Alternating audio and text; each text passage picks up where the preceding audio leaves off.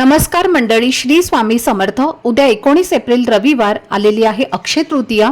हा दिवस हिंदू धर्मात 3.5 शुभ मुहूर्तांपैकी एक अत्यंत पवित्र आणि महत्त्वाचा दिवस मानला जातो। या दिवशी आपण जे काही चांगलं काम करतो, दान करतो किंवा शुभ खरेदी करतो त्याचं फळ दीर्घकाळ टिकतं। त्यामुळे या दिवसाला अक्षय म्हणजेच कधीही न संपणारा फळ देणारा दिवस असं म्हटलं जातं।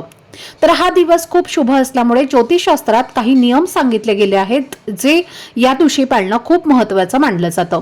या दिवशी घरातील काही गोष्टी कोणालाही देणं टाळावं, कारण या गोष्टी दिल्यास घरातील सुख शांती आणि आर्थिक स्थैर्यावर परिणाम होऊ शकतो आणि म्हणूनच या गोष्टींबाबत खूप काळजी घ्यावी लागते। अनेक वेळेला लोकांना हे माहिती नसतं आणि न कळत काही चुका होतात, ज्यामुळे घरात आर्थिक अडचणी, वादविवाद किंवा तणाव निर्माण होऊ शकतो। म्हणूनच एका व्हिडिओमध्ये मी अशा 3 महत्त्वाच्या वस्तूंबद्दल सांगितलेलं आहे ज्या अक्षय तृतीयेच्या दिवशी कोणालाही देणं टाळावं। असं केल्याने घरात नकारात्मक परिणाम होऊ शकतात आणि या 3 वस्तू कोणत्या आहेत आणि त्या का देऊ नयेत याची संपूर्ण माहिती मी एका व्हिडिओमध्ये शेअर केलेली आहे। तो व्हिडिओ पाहण्यासाठी व्हिडिओच्या खाली दिसणाऱ्या छोट्याशा त्रिकोणावर क्लिक करा, म्हणजे संपूर्ण माहिती तुम्हाला मिळेल। धन्यवाद। श्री स्वामी समर्थ।